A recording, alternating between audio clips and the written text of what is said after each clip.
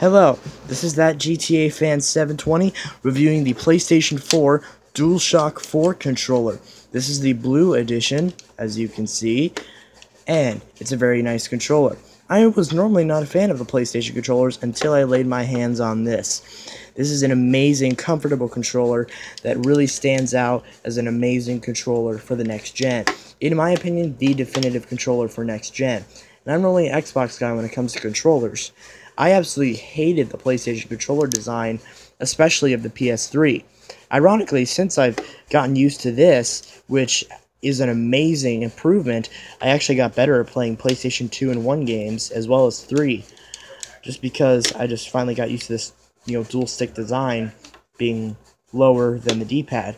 Now, a big thing about this controller is the many features it boasts. Obviously, it's with a new generation of consoles, now dubbed the 8th generation.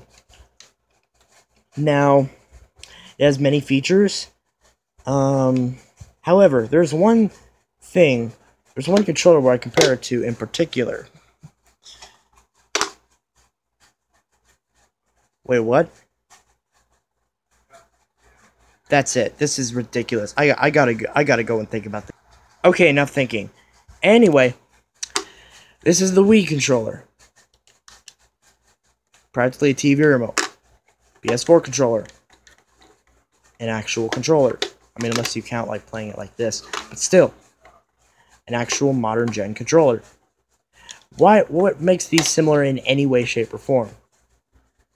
Well, not much actually. They both have triggers. These are better. They both have buttons, and they're both made out of plastic. Although this one feels like it's made out of carbon fiber or something. It's really nice. But what's this? What's this? They both have speakers. Which display graphics, or not, they don't display graphics. They do the opposite of that. They produce and output sound through the controllers to add it a more immersive experience when you're playing your game, which is very nice. And you can shut that off in both instances if need be, which is also nice. But that's the only difference it has with this. Anyways, so what are the advantages of the PS4 controller over the PS3 controller? Well, one, it's a better version of Bluetooth. Not that the PS3 controller was bad, but it's there. Now, the touchpad. It's a very nice addition.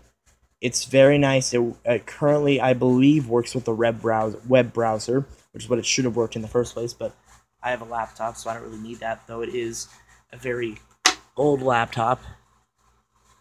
As you can see, very old laptop that for some reason isn't coming on. But yeah, I'm currently about to upload this video. As you can see, stuff of that down there, and this sticker right here. Windows XP, pretty old computer, but still. The web browser is enhanced because of it. The triggers are significantly better compared to the DualShock 3's triggers. Like here we have a DualShock 3. These triggers, what's another word for gosh awful? They don't work. They're very unresponsive, and considering the controller was already small and uncomfortable to deal with, the fact that now you have less space there and support for your fingers to try to hit these things, not to mention that most games didn't even by default utilize these. Like all the Call of Duty games that I've played on PS3 use the bumpers. So when my friends come over to play, they're like, hey, use this to shoot, this throws a grenade. I'm like, no, that's not how you're supposed to do it. And he's like, dude, just change the settings on your person. I'm like, okay, fine. And then I change it, so this throws... So this does whatever it does. This shoots. This aims. This throws, I think, frag grenades. And then this one throws, I believe, regular grenades. I haven't played Call of Duty in a while. Kind of like on this one, which is the way it should be. This throws grenades. This aims. This fires. It's a trigger. That's what it's supposed to do. Did Sony not get that? What was the point of even putting these there then if you weren't going to use them? I mean, it's like they did just for the sake of change. PS2 technically should have had them, but they should have been better than this. Now, the analog sticks are actually slightly different than the PS2s. They're slightly smaller, but these analog sticks are fine.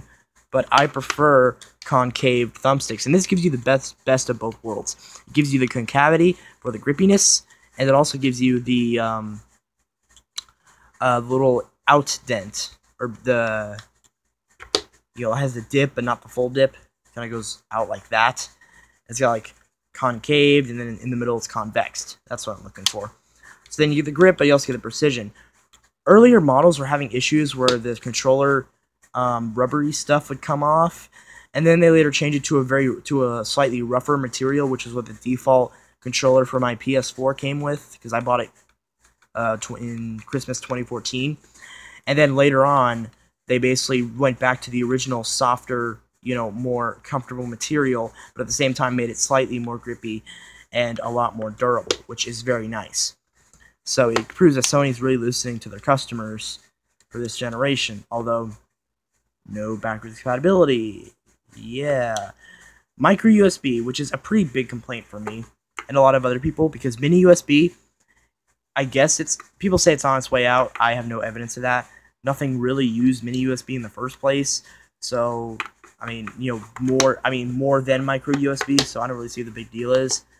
You can still find, if anything, mini USB, it made more sense, because granted, not everyone has these, but if you go to any thrift store or any, even like a Walmart or something, you can still find mini USB cables, and they're very cheap, and they're better built and better designed. Whereas these, as people pointed out, can break and wear out the connections.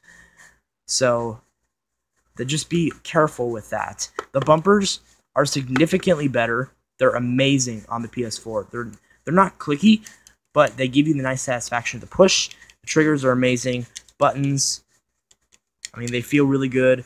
Options and share, those are very convenient. Although I would have preferred select and start, to be honest. Actually, these are very good, especially share, very convenient when you have Twitch. And options, I mean, it's pretty self-explanatory. The D-pad, it wasn't bad on here, but I mean, it got kind of hard to use after a while. But this D-pad is amazing. And then the PlayStation button.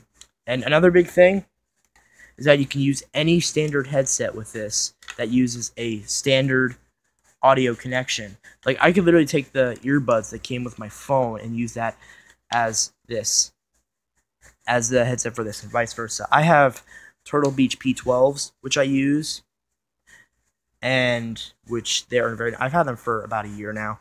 They've gotten worn out a bit, but they still work perfectly.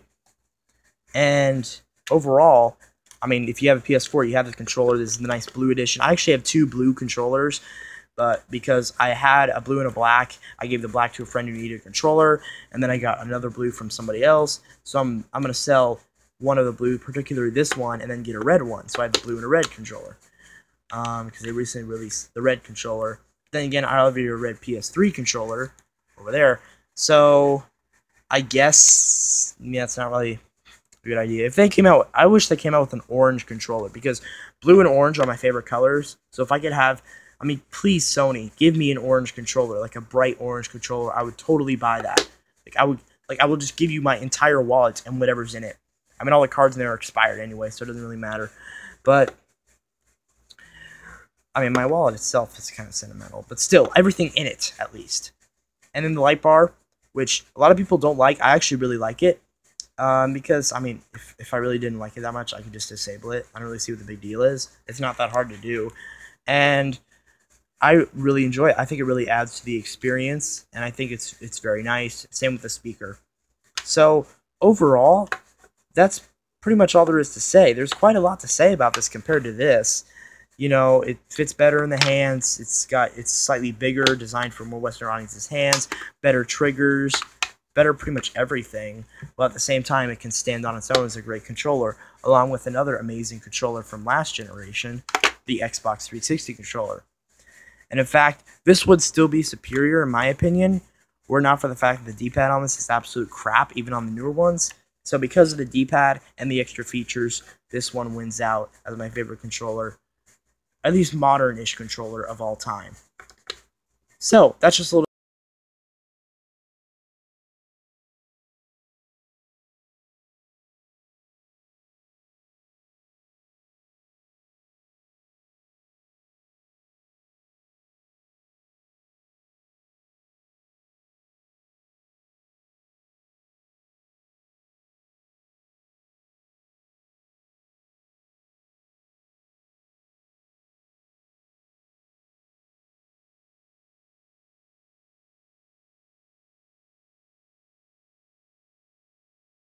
it always has been select and start whenever I did it on PS3. I haven't owned a PS3 for long, but when I have, using this is amazing. Like, I almost never use the regular DualShock 3 anymore because of that. Now, considering this has USB, that would be nice if I could also use it on the PlayStation 2, because the PlayStation 2 has USB.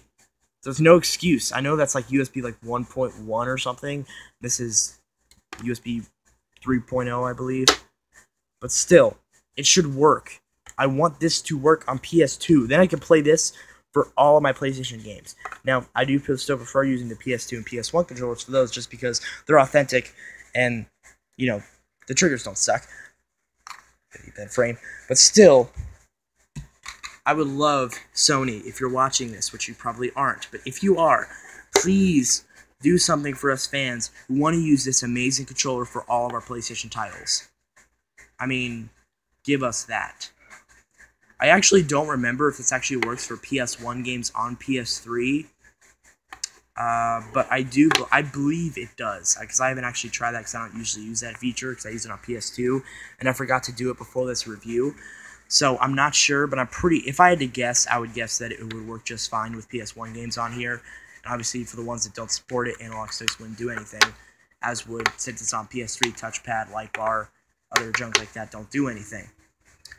Oh yeah, there's another thing, actually. I have no idea sorry about that. I have no idea what this extension thing is, but I do know that... Did I drop the PS3 controller? Yeah. PS3 controller and PS2 actually don't have a headset jack. Yeah, they actually don't. You have to do Bluetooth or USB. Not to the controller, but to the system. So that's another thing. I completely forgot about that because I'm so used to 360 and original Xbox where you plug directly in the controller, and then that's just how you do it. But yeah, that's another big feature. So anyways, PS4 controller. If you have a PS4 or even a PS3, you should definitely pick this up, obviously. And it's an amazing controller.